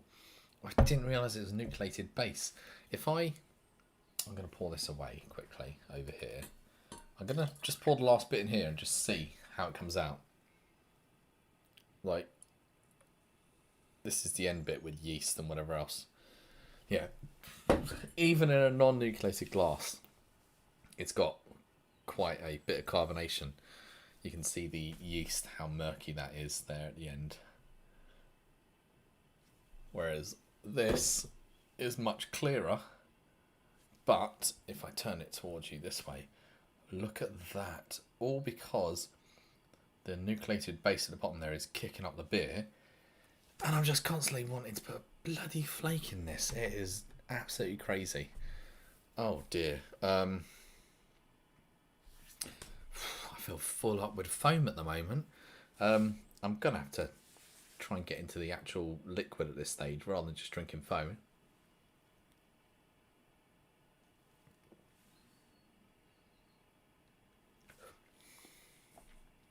Oh, it's a good Citra beer. Oh, that is really good. I think the Wilco Base IPA, for anyone that's wanting to do that, so Mark, like, the Wilco IPA is a really good base, and you can then add in your spray malt, or some people put in, I can't remember what it's called. Coopers do a version of what's it called? It's like a mixture of malt dextrose and sugars and whatever else that's supposed to create a bit of body and ABV, or replacement for sugar. So rather than putting sugar in, you put that in. So we use spray. I use spray malt, but you've got other items as well that you can use. Brew enhancer. That's the one I was thinking of. But yeah, that is. We've got a lovely three finger head there. So worth the foam indeed. Oh dear. Thankfully, it's not as crazy as it was. I mean, that's still crazy, but smaller bubbles now. And it's actually dying down a bit on the head level. Let's go for another swig.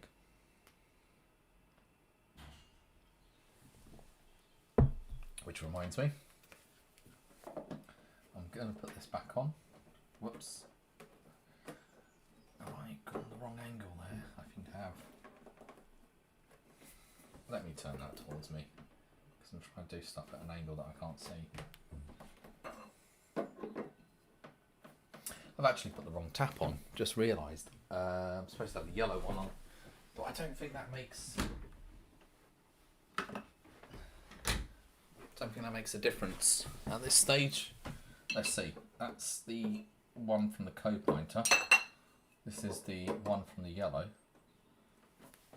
Nah, they're both full. Both full. Need to tighten that nut a bit so it stays up. Oh well, that's fine. Here we go. That's my Citra Wilco IPA. So it's not Pinter. I did put 5 litres of it into the Pinter, but I buggered up the brew because I used the wrong calculator. I sent earlier on the chat, I sent a link to a calculator for Brewer's Friend, which is what I'm using now. But I still do occasionally go into a spreadsheet that I've got. And what I unfortunately done was I downloaded the latest version from of Pete's Yo Brew. And the old version I had used to say what a teaspoon was, and I had set a teaspoon. It said what is a 5 gram teaspoon, and I'd say it's 1 gram or something like that, just so I could have everything compare the same. And this one, it didn't have that, and I read the wrong box, and I put in about 2.5 times less than I should have. So I had to open the brew up partway through and chuck in some more sugar and shake it all up and leave it for longer. So I totally messed it up in the Pinter element. But the bottled version, I've brewed it correctly and then I've bottled it, and it's come out amazing. But this was on my bucket brew system.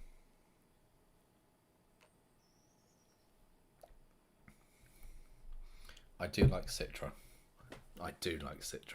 There's just something about a single hopped Citra beer. It's got a lovely nose, a beautiful flavour, but it's not. I mean, Citra overpowers all most of the other hops if you put it in there, but it's not something that like it's there in the mouth and it hangs for a bit and then it goes. It's not hanging around and destroying every other drink after. Oh, it's beautiful. I just love it. Yeah, I asked someone else and about if they heard from Roy, and he hasn't been active on his Facebook, has he? So I'm not sure what's happening with Roy. I hope everything's okay, and that his cat hasn't taken over world domination wise and is coming out to get all of us. Just have a quick nosy to see what is going on in the Facebook Pinter groups, just see if anyone has actually done. No. Looking to see if anyone's actually put on a space hopper, because the earliest the space hoppers should be coming out, even if someone done a short brew, should be probably Wednesday. Could be a bit earlier. Yeah. I don't think I've seen anyone that's doing a space hopper that stage, but I'm waiting to see what they say, but I'm expecting something that's a beautiful hop level. It smelt like it was very hoppy. I'm looking forward to it. But yeah, this, thankfully, carbonation is now slow rising. I've got to put my head in the way or whatever at this stage. There we go. Slow rising carbonation.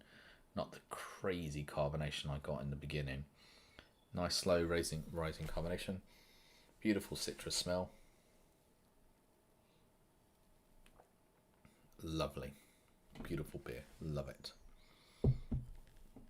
I still have, I keep going back to it, haven't finished it. I still have my Weiss Nuevo. I think I'm probably going to end up chucking the rest. It's gone warm. Yeah, it's nice. Ooh. Do you know what? That is completely different. Everything is all about flavour. You go from the Citra to that one. Wow, that is completely different. I think I chucked in too much, but if you're dry hopping and you're doing after the brewing is finished 4 or 5 days, I think a lot of people would say for a 40 pint brew, because of how powerful Citra is and how it operates, you could get away with doing a 25 to sort of 40 gram amount, just because of how it is, and particularly it's pellets as well. And it depends if you're gonna like crush up the pellets or just chuck them in whole. I chucked mine in whole, and I chucked in quite a bit. I'd have to look at my brew records actually to see what did I chuck in my Wilco IPA. At the moment, it's all my documents are unfortunately pointing to my UK brewery project stuff that I'm doing.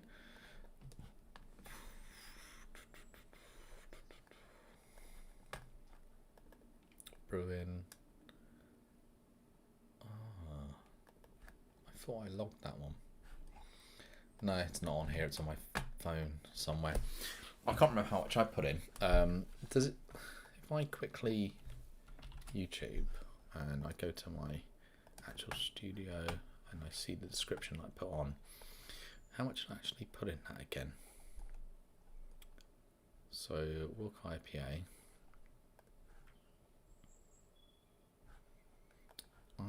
I thought I'd put the description of how much I put in. That's crap of me, isn't it? I really should be putting that in. That is terrible of me. Yeah, okay. I haven't actually said, but I think personally 25 to 40 would be more than enough grams of hot pellets to put in of Citra, because I say Citra is quite a powerful flavour and aroma. You don't need to add much to get the Citra aroma. It's just if you want that Citra flavour as well to come through, and it depends if you want it to overpower the actual rest of the IPA that you've made. Citra just overpowers very quickly. Mine was very... I'm thinking I chucked in about 100 grams from memory. Maybe 50, I can't remember, but that is definitely more than enough. What I've put in there is probably above what a lot of people would have. This is quite a bit of a hop bomb, probably, with the level that's gone in. But I love it. I love Citra. Single hopped IPAs with Citra. Love them. Love them, love them, love them. And it'd be interesting to see if the Greater Good do a sort of Citra Pale Ale or something along those lines. So they had said that they sort of have mapped out their specials that they've got coming up. So I don't know what they've got planned for this month. Interested to find out. They normally make the announcement on around the 20th at least, because I'm part of the subscription, so I need to choose by the 24th of the month, so they should be coming out with it soon, shouldn't they? Let me go to Great Good, and what do you ping?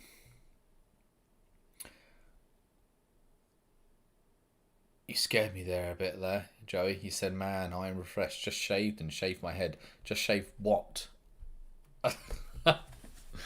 Refreshed as hell. Yeah. Well, don't be too descriptive. I'm just having a quick look, and I'm seeing, have they announced, if I go to my Fresh Beer membership, that I've got with them. I know they announce it on Instagram, and I haven't seen what they've announced. So if I click make my selection, yeah, it's interesting to look through what they've had. So if you look at the core beers, so they launched with Stars and Stripes, Fresh Republic Lager, Lockwood Pilsner, which used to be called something else. Can't remember. And then they had the Dark Fruit Cider, the Cloudy Cider, and Public House IPA. I think that's 6. Yeah, they had 6 to begin with. Then Dark Matte Stout. So they've ticked off the stout. Then they've done 4 saisons, which I don't think was a saison in the sense of what I think a saison is, not a farmhouse ale. It was more along the lines of a hoppy lager, which is why probably I was a bit... didn't give it the best of reviews. It was a good beer. I drank it all. I didn't even bottle it. So I had the Dark Matter Stout. If you look at actually the Wolf and Forest cider, Dark Matter Stout and 4 saisons, I did not bottle any of those. Wolf and Forest because it was such a low ABV that I just mulled the hell out of it and just made it into mulled cider. 4 saisons lasted me the weekend, and the Dark Matter Stout, I think 3 days. Yeah, it lasted me 3 days. I filmed my first bit, and then I filmed my special, and then it was all gone after that. And that was a really good beer over Christmas time as well. Then they've done Upland Social, which was their session IPA. They've done West Nuevo Lager, which is a lager. And then they've done Weiss Nights, which is a Weiss beer. And then they've done the higher ABV Space Hopper, which is their double IPA. Now, for me, what other areas could they go into? What could they have beer style that they haven't covered yet? Now, I don't think they're going to go down the brown ale route, unfortunately. They're not going to go down brown ale. But could they be doing a New England IPA? I.e. it's supposed to be, again, it's hazy. It's supposed to be hazy. So everyone will be fine saying, oh, mine's hazy. It's supposed to be that way. But it's also got all that tropical fruit flavour. And I'm thinking what else they could do. And I know it sounds weird. I'm imagining in October then we do a Bock beer or Oktoberfest style beer. Well, not in October. In September they should really do that, because that's what Oktoberfest is, in September, to celebrate coming of October. But yeah.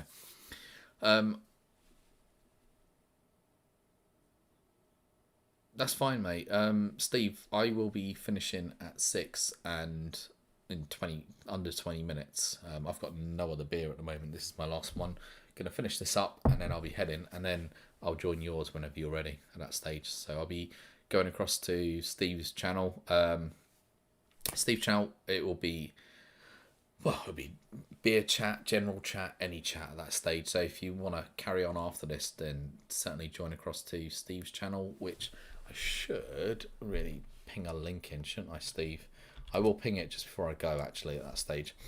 Picking up on Matthew's comment quickly. So I did have someone say that to me as well. I should have perhaps used the cafetiere, which is a really good idea. I'd seen a lot of people do that online to make the hop tea. I don't have one available. I don't do coffee and all the rest, so I didn't have one. But I have been looking. I'd seen them in the shop and I thought, yeah, I should probably buy one, because it makes the perfect sense of pressing down, but don't press too hard that you break up the hops at the bottom. But yeah, it makes perfect sense. And if we let Joey on, no, Joey, you're always welcome. And I'm fine with that. I'm fine with that talk as well. Yeah.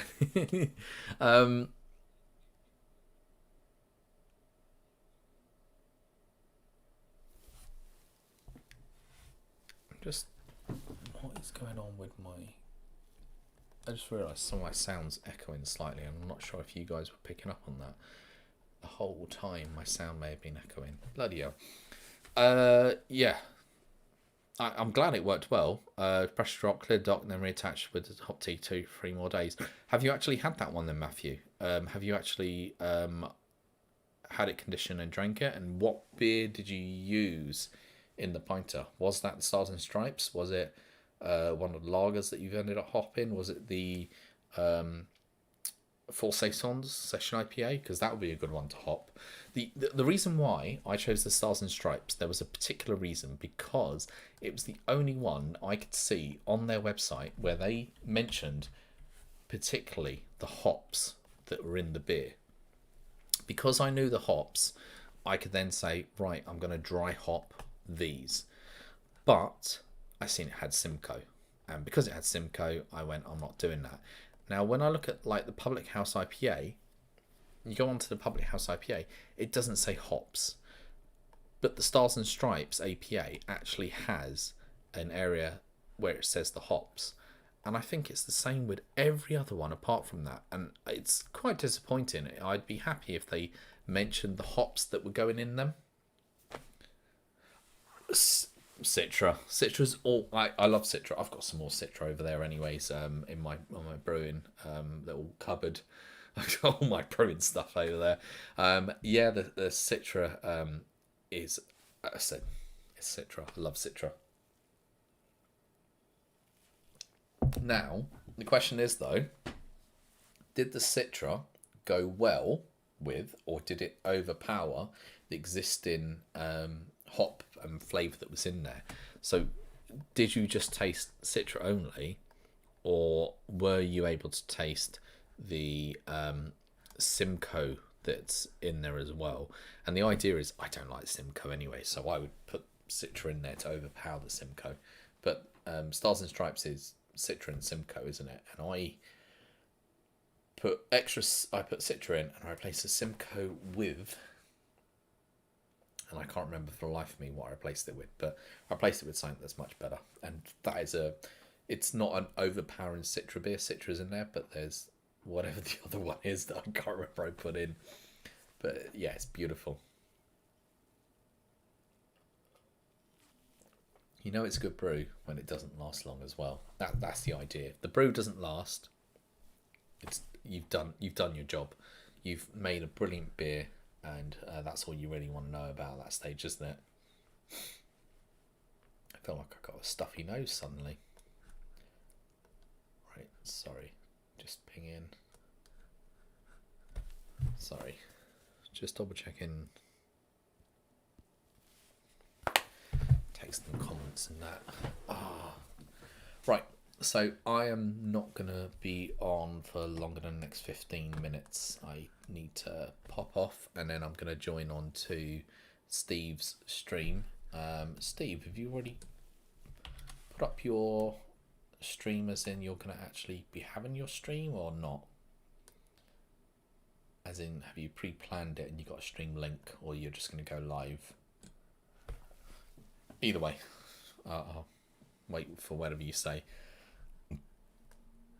Again, why does my thing, it keeps switching to, YouTube does this, it's quite annoying. It switches to live chat. It switches to top chat, not live chat, which means it filters to what it thinks is the thing to talk about. So the comment from Matthew didn't appear, which is really irritating, because it's bizarre. I think it thinks that you're spamming in some way, and it just filters you out for me. That's just being stupid. Don't know why I've done that. So I've switched on to my live chat, and suddenly you've appeared. But there you go. A good balanced beer. Yeah, that's nice then. I think maybe what you've done is you've added a bit more of that Citra flavour in to overpower what I call the Simcoe effect. I'm not a huge fan of Simcoe. I had a beer yesterday. I gave it a try again. A entirely Simcoe hopped beer. Not a fan of it. It's just individual taste at that stage, and for me, Simcoe just doesn't have the flavours that I'm looking for in a beer. It sort of leaves a dry taste over the mouth for me, which I'm not a fan of. Right. I'm gonna pour a quick bit from this. The reason is, this has now been here for 3 hours. 3 hours. And I'm just gonna sort of show that the cooling power of the Pinter, is it still cool at this stage? So it will be, I know it will be, because it's a thermos, but I'm just gonna quickly empty this glass and show.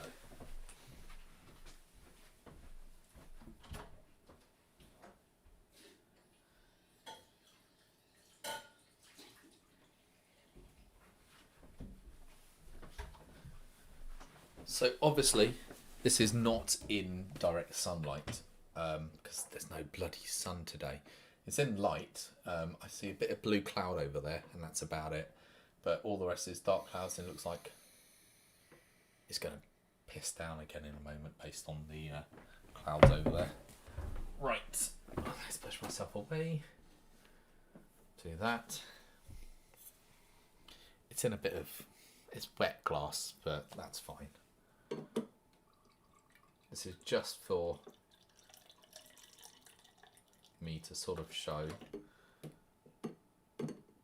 Right, I'm going to put it there so it drips onto the windowsill rather than the carpet at this stage. Here we go. So you can see the head, nice head built up on it. And this one, as I said, it's cloudy. It is freezing cold to touch. I mean, this is... I really should get my thermometer out at this stage just to sort of show.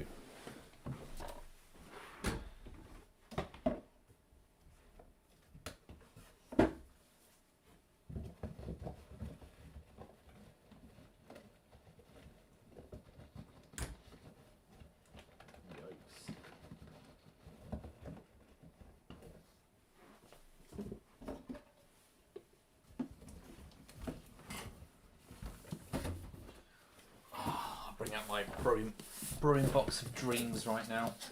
Right, I'm gonna just use my old school one. I don't know where my digital one. I can't find the base. This is the digital bit, but I can't find the base of it. Right, let's have a quick measure. Chuck that in. I know it's cleanish, this thing. It's for drinking purposes. I'm fine with drinking it. It's been cleaned, and I've washed out this and put it in there since I last used it about a week and a half ago. No, a week and 1 day, yeah. I've not done a Mangrove Jack one. I have, again, been tempted. I'm assuming, Matthew, do you use Brew to Bottle? Because they offer some of the best prices, I must say, around of kits. And I was really, really interested, and I keep going, I want to buy it, and I'm like, oh, don't really have space for it. But in their clearance, they had, well, actually, two things in their clearance. Firstly, they have Frosty Jack's 330ml frosted glasses, 30p for a glass. That's bloody amazing price. A pack for 150, so 6 for 150. But what is more interesting is they're selling Morgan's, which I've never had as well. And Morgan's is Australian, and they're selling all of their ones that they've got for $8.95. So a 40 pint kit for $8.95. And looking on here, they have currently lager, dark ale, amber ale, pilsner, wheat beer, draft, pale ale, which is higher at $10.95, and then Canadian Light, which has piqued my interest a little. I think that's more like a Coors Light, but I'm still tempted to pick that up and brew it. They also have their like malt extracts, but they seem pricey for what they are, like £7 for a can of malt extract. I'd rather use spray malt. But yeah, I definitely want to try and use. I'm tempted to buy the Morgans. I really am tempted to buy. Right, so this has been in there long enough. Let's pull this out and let's have a look. So it is at 14 degrees, which that feels colder than 14, I'll be honest. But it's saying it's 14. The heating's in here, so I don't know if that's affecting the top half. thermometer should be really from the bottom. But yeah, 14 degrees. I'll leave that in there for a bit, and I'll carry on drinking this. I've never been a fan. No offense. Each to their own tastes. I've never been a fan of Brut IPA. It was a style that was supposed to take off, and it was supposed to be the next big thing back in 2018, wasn't it, or 2019? I just didn't get it because it was sort of trying to broach across to the champagne idea of dryness, and I think it was trying to attract in dry white wine drinkers, and it just doesn't work that way. And they were doing Brut lagers, Brut IPAs, and I'm definitely on the more sweet scale. It sounds bad. I'm on the sweet scale. I have a sweet tooth, so the sweeter it is, probably the better it is for me. When it goes to the dry side, I'm not a huge fan of it, and I say it's individual taste at that stage. I've got my lineup, what I call my lineup, so where I do 10 beers or 10 drinks in a sense, and I've got my one coming up next Sunday. I've got 10 ciders, and let's just say I'm not a dry fan, so it sort of may come out that way. Oh, what the hell? Do you know what, Chris? I sort of know where you're coming from here, and not in a sort of good way. In my video, I haven't published it. I've only done the first half. I'm not doing the next. I'm not going to publish it till I've tasted the things I put up as one video. I prefer to do that rather than waste people's time with 2 videos. I put the solution in. I had the water in, and the water was at I made sure it was a nice temperature. It wasn't cold water, it was a nice temperature water. I put in the solution after, the press, after I tried pliers. The pliers, I couldn't get the bloody cap off. I twisted, first of all, bloody literally red raw my hand off trying to open the bloody cap on the space hopper. Then I tried pliers. Then I just went out with a bloody knife and ripped apart the whole lid. And I got the space hopper open. Very thick solution. I had to rinse out the bottle twice with bored water to get out everything in there. Poured it in. And I shook it all up. And I took a measure. And when I went in with my turkey baster to measure the ABV, I was like, this looks very light. It looks very light. And I was thinking, that doesn't look right. And I took and poured out the turkey baster amount, put it into my measuring cylinder with the hydrometer, and you wouldn't bloody believe it. It came out to like 1010, meaning that it hadn't mixed. That space hopper solution had probably just sunk right to the bottom and hadn't mixed up at all. And all I could do was I grabbed that pinter and I shook the hell out of it. And I think that's probably what's happened to you, because I shook it as I would normally shake it, and it just didn't mix fully as you would expect. And Matthew's got a great idea in the sense of mixing it in the brew bucket first and pouring it in. You don't even need a brew bucket at that stage. The whole idea is you could have a mixing bowl, and you could put it into a mixing bowl, and you could just stir it. So you've got your solution. So you add in your water, you add in, and it doesn't need to be the full 5 litres. So you could have the pack's like 1.2 litres, isn't it? Put a 1.2 litre pack in, put 1 litre of water in, something that's able to handle 2.5 litres. Stir it around, mix it up. Once it's a bit more liquid, then you could pour it into the water and it'll work better. But my space hopper, I could have gone your way. If I hadn't taken the measurement, I'd have been buggered. And that's the only thing that I think worked in my favour, because I got my old trusty turkey baster out and I took a measurement and I was like, that doesn't look right. 1010 is not a measurement for beer. The idea is that 1010 is, you know, something that high. You'd want 1010 after. I was looking for something that was aiming like 1050, 1060 on the measurement. And only because I measured and got it, I mixed it all up and went again. Even though your measurement was 1050, it's still... Oh, what the hell? What? Oh, no, sorry. I thought that was Chris. I was like, Chris measured and it was 1050. Oh, phew. Yeah. I think mine was 10... I think mine was like 1054 or 1046. But I wouldn't say that was an accurate measurement for it. And I said that in my video that's going up. It's not accurate because I had the yeast in, mixed it again, and I still think it wasn't fully mixed in. I'm just hoping that after that third mix, it fully was in there.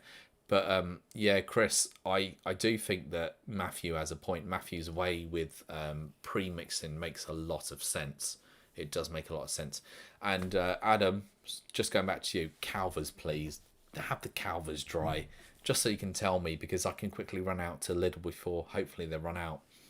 The idea is I think a lot of people go for the other beers before they go for the dry hopped lager from them. They'll choose the ones that sound nice. So the Lidl came out on the Wednesday, whenever. So it means I could probably run down there and grab it if it's a nice one. And I'm going to trust your opinion. You know, I'm going to trust your opinion. Of course I am. Right, I've left this in there long enough and it's next to the heater. Yeah, it's still 14. To be fair, that feels much colder than 14. I should really find my digital to chuck it in. My missus is buzzing and that's fine. No, it's not. It's someone just checking a beer in. Untapped.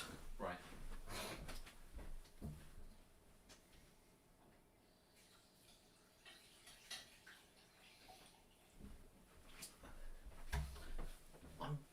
Partly wondering where the hell I put my digital thermometer.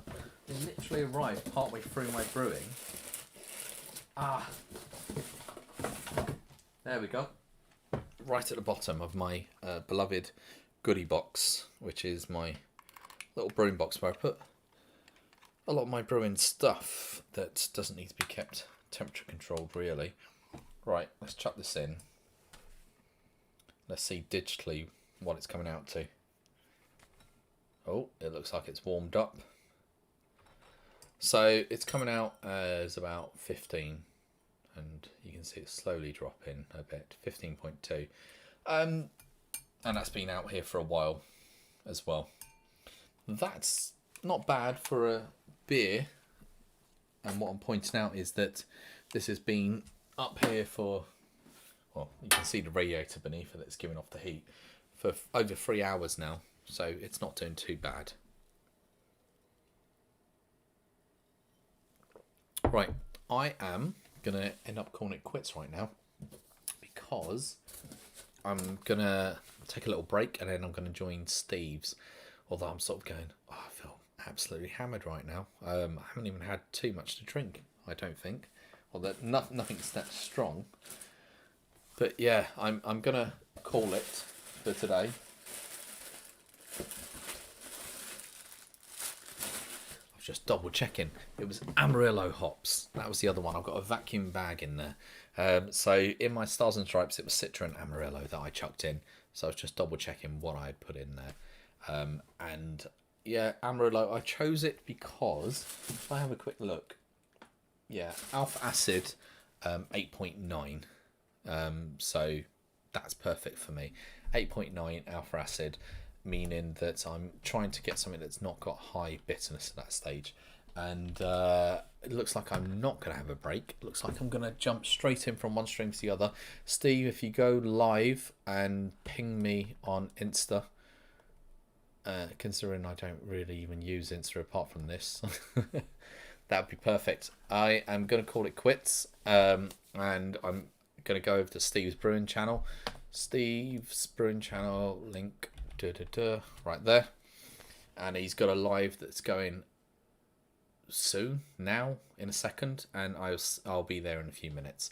But anyways, everyone, have a good rest of your weekend, what remains.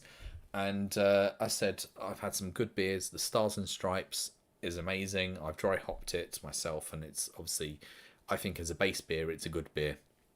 And the dry hopping's done it well. The Weiss Nuevo was good, but it's still a lager. It's just a hop lager. Loved my Citra. Brilliant.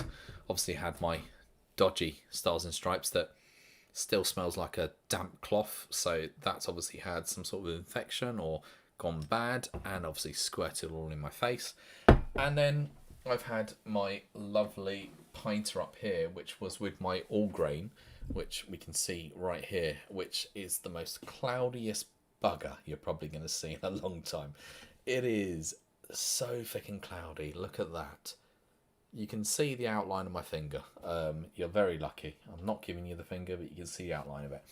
But the beer wise, it's very malt forward, and I have my little review video on that coming out tomorrow. I think it'll be probably 6 o'clock tomorrow that I'll put that out. But otherwise, I'm probably not going to have a live for a while. This was like a last chance saloon live, only because I'm busy next 2 weekends. I'm hoping next Sunday in the evening I might jump onto Steve's. He has a stream, so I might jump on the Sunday evening. Otherwise, my next 2 weekends are completely booked up with meeting friends and family, and doing stuff. And hopefully, at some stage, it may not be until midsummer that I get to go properly live again. But otherwise, I shall see people on the channel, on other people's channels, on the Facebook groups for the Pinter as well. Everyone, take care, and happy brewing.